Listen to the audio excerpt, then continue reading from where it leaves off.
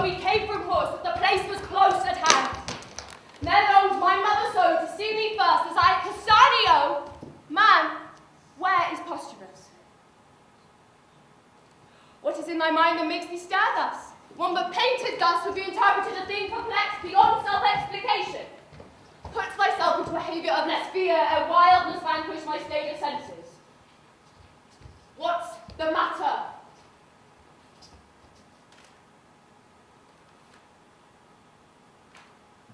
Why tenderest thou that paper to me with a look untender?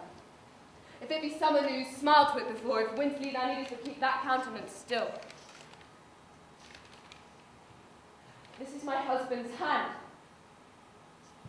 That drug damned Italy as thou crafted him, and is at some hard point. Speak, man. Thy tongue may take off some extremity which to read would be even mortal to me. Please you, read, and you shall find me wretched man, a thing the most disdained of fortune.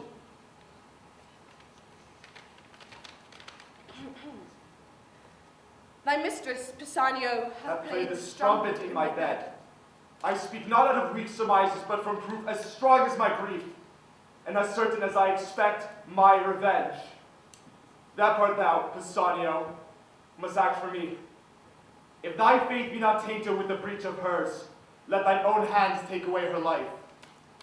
I shall give the opportunity at Milford Haven, where, if thou fear, to strike, it may be certain it is done. Thou art pandit to her dishonour, and equally to me, disloyal.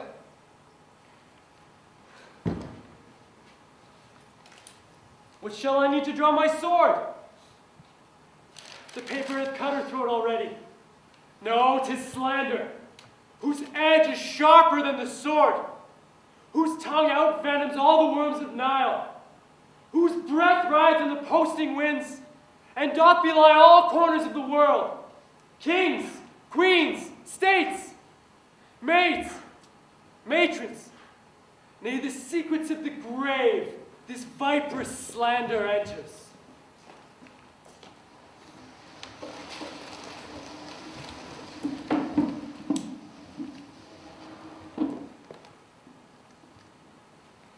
What cheer, madam? False to his bed. What is it to be false? To lie and watch there and to think on him?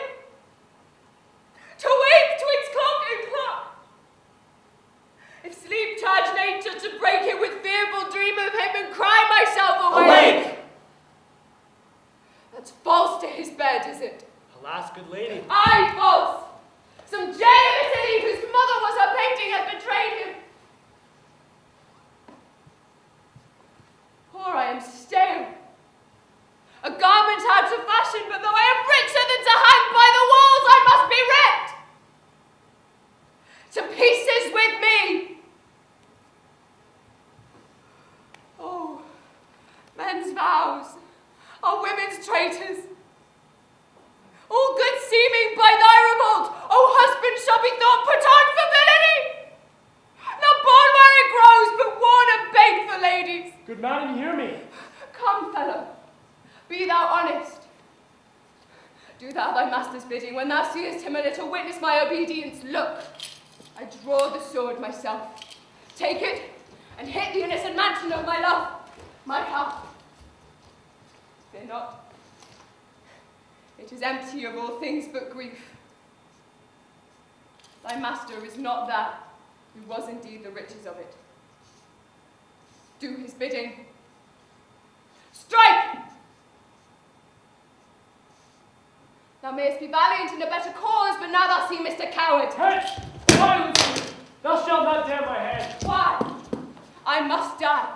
And if I do not, by thy hand, then thou art no servant of thy master's, and against self-slaughter. There's a prohibition so divine, that cravens my weak hand. Here's my heart.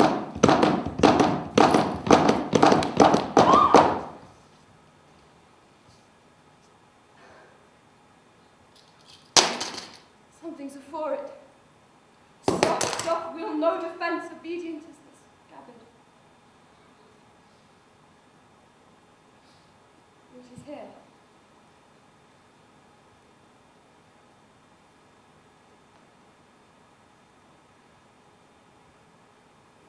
It is the scriptures of the loyal Leonatus.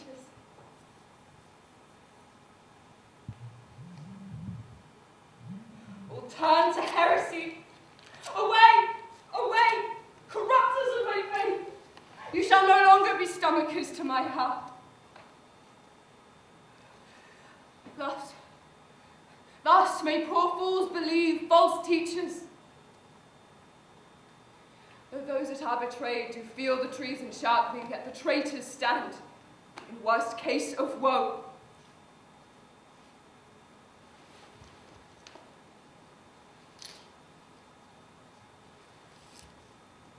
Prithee, dispatch.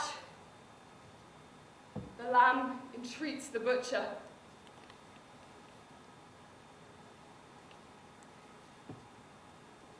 Where is thy knife?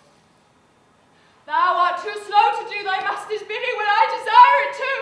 Oh, gracious lady, since I have received command to do this business, I have not slept one wink. Do it and to bed then! I'll wake mine eyeballs blind first. Wherefore then didst undertake it? Why hast thou gone so far to be unbent when thou hast taken thy stand? The elected deer before thee. But to win time, to lose so bad employment, in the which I have considered it a course. Good lady, hear me with patience. Talk thy tongue weary. Speak. I have heard I am a strumpet, and mine ears therein false struck can take no greater wound. Nor tend to bottom that, but speak. And madam, I thought you would not back me. Most like bringing me here to kill me. Not so, neither. It cannot be, but that my master is abused. Some villain, I in singular in his art, had done you both this cursed injury. Some Roman courtesan. No, on my life. I'll give but notice you are dead and send some bloody sign of it, for 'tis commanded I should do so. You shall be missed at court, and that will well confirm it. Ay, good fellow, what shall I do to wear? Where bide? How live? Or in my life, what comfort when I'm dead to my husband? Go back to the court. No. No court. No father. Nor no more ado with that harsh, noble, simple nothing, that Cloten, whose love suit has been to me as fearful as a siege. The ambassador, Lucius the Roman, comes to Milford Haven tomorrow. Haply near the residence of Posthumus, so nigh that though his actions were not visible, report should render him hourly to your ear as truly as he moves. Oh, such means. Well then, here's the point. You must forget to be a woman. Change command into obedience. Fear and niceness, the handmaids of all women, are more truly women's pretty self, into a waggish courage, ready in chives. Quick answer, saucy, as coreless as the weasel. And you must forget your labors in the dainty trims, where May be brief! I see into thy end, and am almost a man already. First, make yourself a light one. For thinking this I fit, this is my cloak bag. Doublet, hat, hose, all that answer to it. And would you in there serving, and with one invitation you can borrow from youth of such a season, to noble Lucius, present yourself. And doubtless with joy, he will embrace you.